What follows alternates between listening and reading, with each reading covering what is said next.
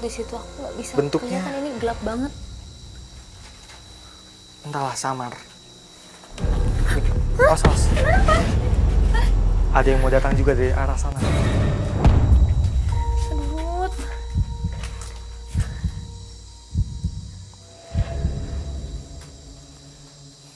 Ruth, dia ngapain? Ruth, dia mau gangguin kita. Saya buat pagar dulu. Tiba-tiba ada makhluk jahat dari arah sana. Mau ganggu kita. Tahu nggak, tadi dia hampir masuk ke dalam punggung kamu.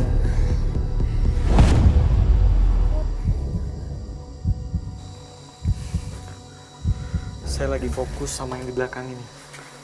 Ini kayak sesuatu, kayak yang tadi, makhluk yang mau menyampaikan pesan ke kita, Nat. Apa yang kamu lihat di situ, Ruth? Saya coba minta mereka ada 2 orang, Nat. Mereka semakin dekat.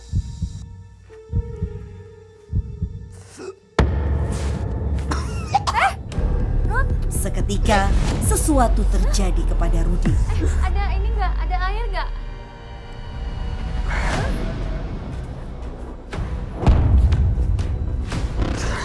Kenapa?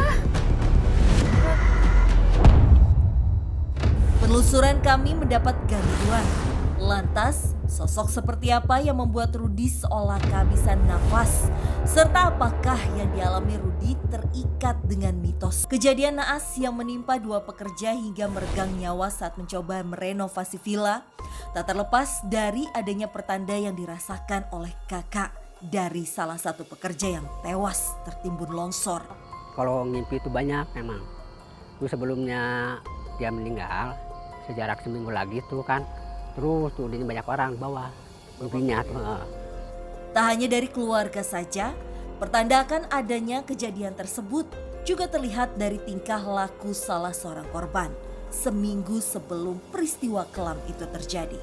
Cuman sih dia kalau mau kerja tuh kurang semangat kelihatannya. Emang tuh sebelum dia mau meninggal, emang ngomong tuh saya tuh gak enak badan.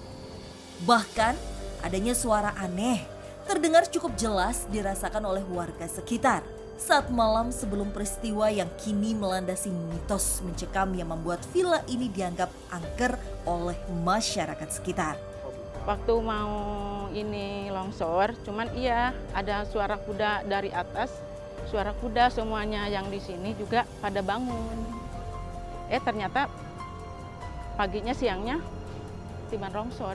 Hal tersebut membuat kami yakin bahwa peristiwa yang pernah menelan 2 orang pekerja bukanlah kecelakaan biasa. Terlebih, Rudy merasakan gangguan yang kuat yang mungkin erat kaitannya dengan misteri yang melatar belakangi mitos yang ada. Ada peristiwa buruk yang menimpa mereka. Kamu napas dulu. Coba air dulu, air.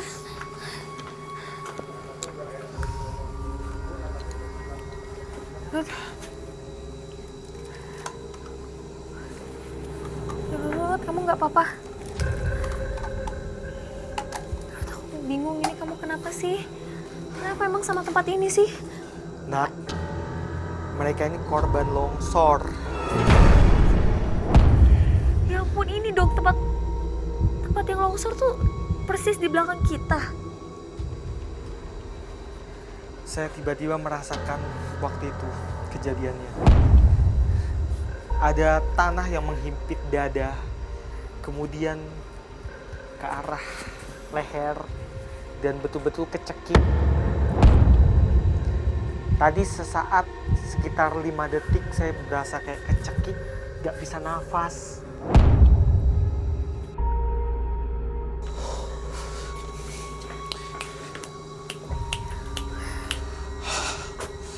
Kamu butuh apa lagi? Sebentar, mereka mau ngomong sesuatu. Oke. Kamu ini siapa? Jahat. Rasat. Derajat. Derajat. Derajat. Apa itu maksudnya? Kayak nama dia deh, Derajat. Dia mencoba ngomong sama kamu apa Ruth? Apa yang dia omongin? Kamu dan teman kamu ini meninggal karena longsor.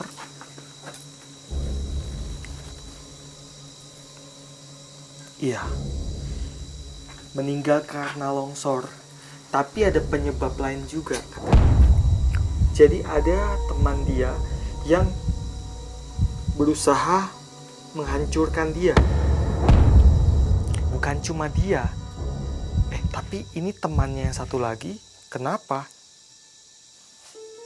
Siapa nama kamu?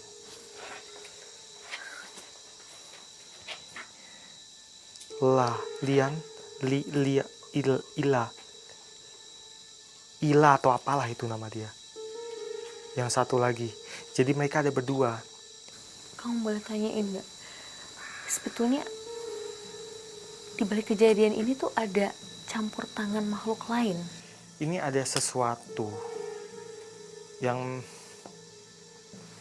kayak semacam konflik yang betul-betul panjang, konflik yang benar-benar apa ya, kayak semacam fatal. Kamu ini siapa sih sebenarnya? Dulu pemimpin.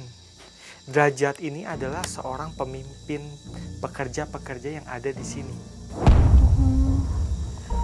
Terus yang mencoba mencelakakan dia dulu itu anak buahnya dong? Bisa jadi. Karena kalau yang tadi kita jumpa sama yang di depan, dia bilang memang dia mengganggu pekerja-pekerja lain dan dia milik seorang pekerja di sini. Ya berarti anak buah Pak Derajat ini. Tapi kenapa dia bisa sampai iri? Karena dia menginginkan posisinya almarhum ini. Makanya dia... Tapi kok apapun alasannya kok keji sekali perbuatannya ini, Ruth. Yang jelas sih dia dijahatin. Tapi yang satu lagi ini kenapa? Kok ikut-ikutan? Ya.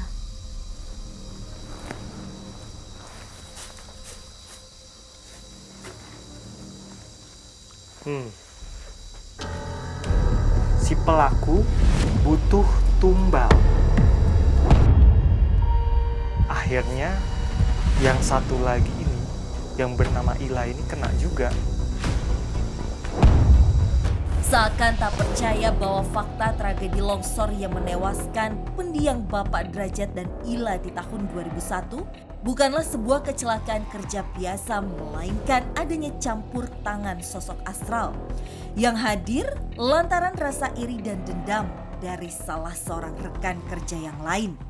Namun kisah ini mendapat pembenaran dari kakak mendiang Bapak Derajat yang juga terkena imbasnya. Sama ini mah terus kalau tiap malam tuh dihajari terus sama digangguin ya. Cuman kalau kita kan nggak apa-apa ya, misalkan sakit mah sakit nggak dirasa. Cuman kasihannya sama istri, paling 3 hari sakit, terus sembuh istri, kadang-kadang anak. Hingga sosok astral yang menyerupai mendiang Bapak Derajat dan Ila tak hanya menampakkan diri melainkan mencoba memperingati keluarga yang ditinggalkan meski hanya lewat sebuah mimpi. Nah, saya mimpi gitu sekali. Tante masih kerja di sini ya, masih. Ntar kalau habis ini dijual baru saya pulang. Gitu. Datang sih datang ya, cuman dia nggak pakai baju, nggak ngomong apa-apa, cuma lewat aja.